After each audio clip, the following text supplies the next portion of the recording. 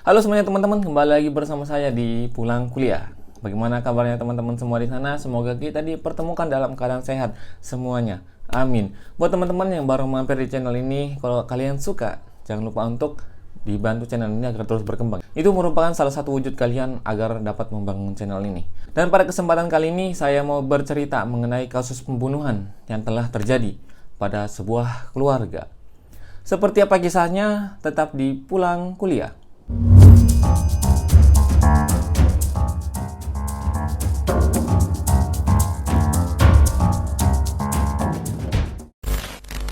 Jadi di sini saya mau bercerita lagi mengenai kasus pembunuhan yang terjadi di Filipina ya. Dimana kejadian itu terjadi pada bulan Desember tahun 2021, jadi sudah lama ya, belum ada setahun.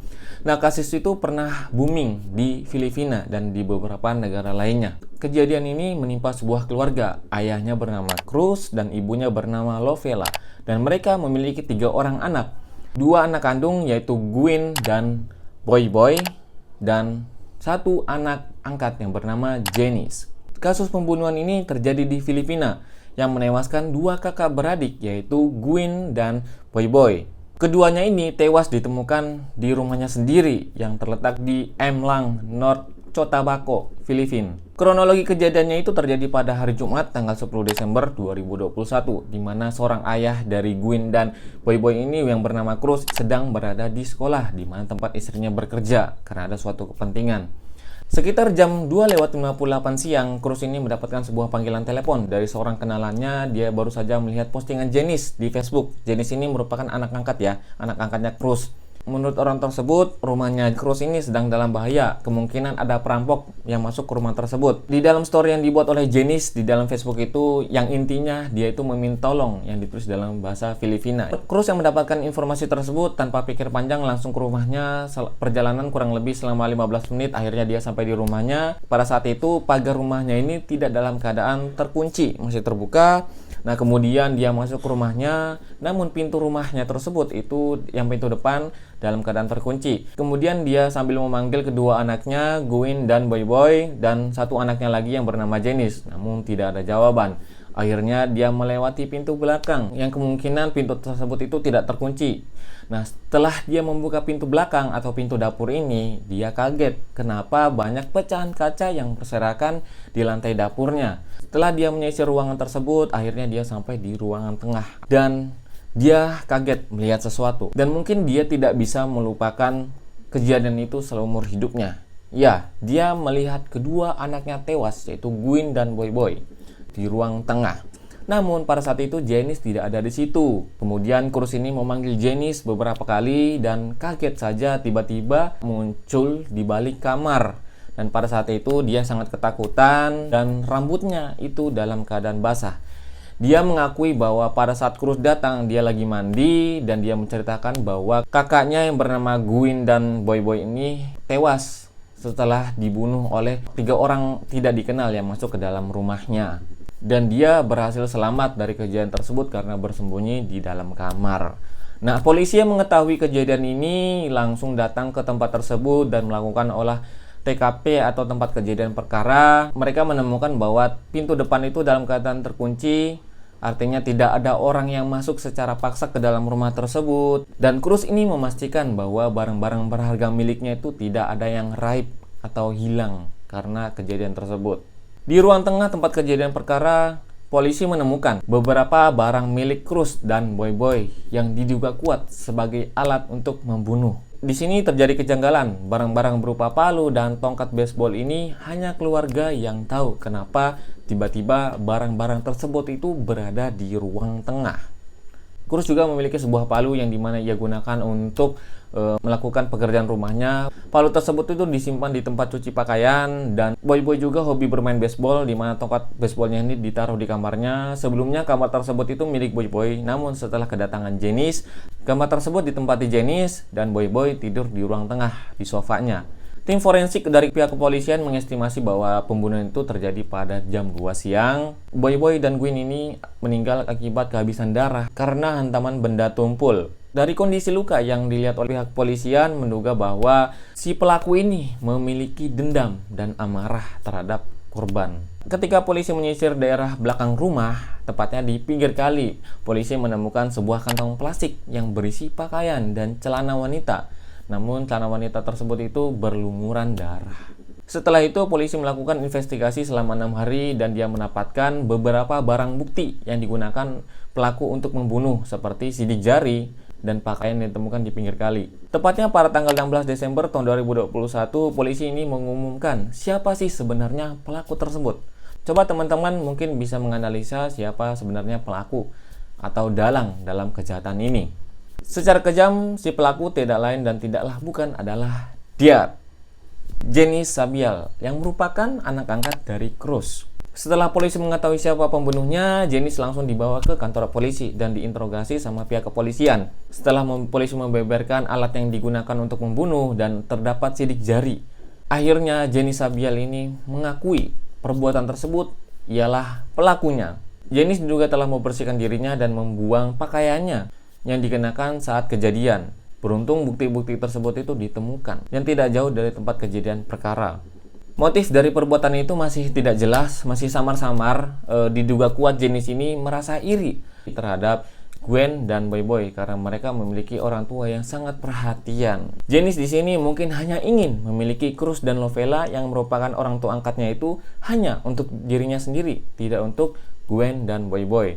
Dan setelah kejadian itu, untuk pertama kalinya, Jenny ini memanggil Cruz dan Lovella Mama dan Papa. Selain itu, Jenny juga membuat sebuah postingan di Facebook sehari sebelum kejadian, tepatnya pada tanggal 9 Desember 2021, di mana dia menulis dalam postingan tersebut, suatu hari, apapun yang kita harapkan, pasti akan terwujud. Di sini, menurut peraturan perundang-undangan Filipina, Jenny tidak dapat dipidanakan karena dia ini masih di bawah umur. Oleh sebab itu, Jenny sekarang diawasi oleh Departemen Sosial dari Filipina. Pada saat itu juga kedua orang tua Gwen dan Boy Boy ini, yaitu Cruz dan Lovella, sedang memperjuangkan hak mereka agar pemerintah itu melakukan revisi atas undang-undangnya untuk menurunkan batas umur pelaku kriminal yang dapat dituntut di pengadilan. Banyak juga rakyat Filipina yang terkejut dan prihatin atas kejadian ini, dan tidak sedikit banyak warga dunia yang merasa kasihan. Banyak orang yang sulit percaya atas kejadian ini, bagaimana bisa Jenny yang merupakan anak angkatnya itu melakukan pembunuhan terhadap dua kakaknya sendiri, karena keduanya itu sangat baik kepada Jenny, bahkan orang tuanya juga sangat baik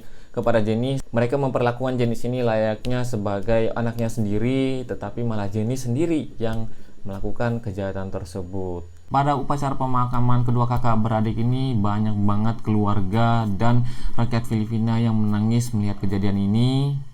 Ya, semoga dosa-dosa mereka diampuni oleh Tuhan Yang Maha Kuasa dan dapat diterima amal ibadahnya. Amin. Apa sih sebenarnya Jenny ini? Jadi ada seorang netizen yang memposting ulang sebuah postingan 8 tahun lalu, tepatnya pada tanggal 22 September tahun 2013, di mana seorang yang bernama Mamay Abalde memberitakan sebuah penemuan seorang anak kecil, gadis masih berusia 8 tahun yang lagi sendirian di atas kapal. Beberapa hari kemudian ada sebuah postingan di internet dari adiknya Jenny tersebut yang menceritakan latar belakang Jenny ini. Jenny sendiri ini bukanlah anak yatim piatu. Dia ini masih memiliki kedua orang tua, Michelle dan Juniato. Itulah kedua nama orang tua dari Jenny Sabial ini.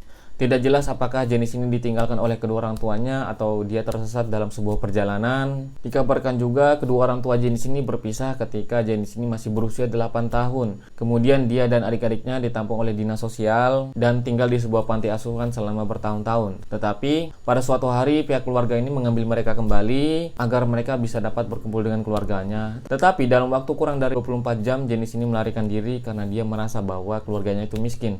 Dia tidak mau menerima keluarganya itu. Dan dikabarkan juga Jenny ini tinggal bersama pacarnya yang ekonominya lebih baik dari keluarganya. Setelah itu Jenny ini juga hidup berpindah-pindah tempat. Saya nggak tahu di mana tempatnya karena informasi memang sangat minim. Banyak juga orang yang menyamakan peristiwa ini dengan film drama thriller yang dirilis pada tahun 2009, yaitu Orphan, yang mengisahkan seorang suami istri. Mereka ini memutuskan untuk mengadopsi anak yang bernama Esther. Kemudian anak tersebut malah menjadi malapetaka buat keluarganya. Keluarga ini terdiri sepasang suami istri, ayahnya bernama Cruz dan ibunya bernama Novella Orbemakuat. Mereka ini dikaruniai dua orang anak, perempuan dan 1 laki-laki, dan 1 anak angkat perempuan juga. Anak pertamanya ini seorang perempuan berusia 18 tahun yang bernama Krizel Gwyn Maguat, dan adiknya yang masih berumur 16 tahun yang bernama Krizel Louis Maguat atau biasanya dipanggil dengan Boy Boy. Keluarga Maguat ini adalah keluarga yang sangat sederhana, mereka ini hidup bahagia. Sang ayah berprofesi sebagai guru di Mariano Untal Memorial High School dan istrinya menjabat sebagai kepala sekolah di Buayan Elementary School. Kemudian anak pertama mereka ini yang bernama Gwyn sudah kuliah di tingkat pertama jurusan perawat di Universitas Southern Mindanao, dan adiknya yang berumur 16 tahun, Boy Boy, masih duduk di bangku SMA. Dia juga punya rencana setelah lulus dari SMA mau kuliah di jurusan hukum agar kelak dia bisa menjadi pengacara.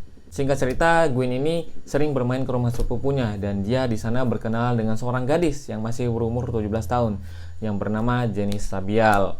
Sejak pertemuan itu, Janice dan Gwyn ini hubungan mereka sangat erat dan Gwyn ini merasa iba karena Janice ini hidup sebatang kara. Akhirnya Gwyn ini membujuk kedua orang tuanya agar Janice ini dapat diterima dengan baik di dalam keluarga mereka. Janice juga di sini berjanji dia itu mau membantu pekerjaan rumah agar dia itu bisa sekolah juga. Sejak bulan Juli tahun 2021, akhirnya Janice Sabial ini diterima di dalam keluarganya Maguat. Bahkan kebutuhan-kebutuhan Janice ini dipenuhi seperti makanan, sekolah, pakaian itu diberikan oleh kedua orang tua angkatnya dan diperlakukan layaknya seperti anak sendiri. Bahkan Boy Boy sendiri yang merupakan adiknya Gwyn ini rela memberikan kamar tidurnya untuk Janice. Jadi si Boy Boy ini tidur di ruang sofa.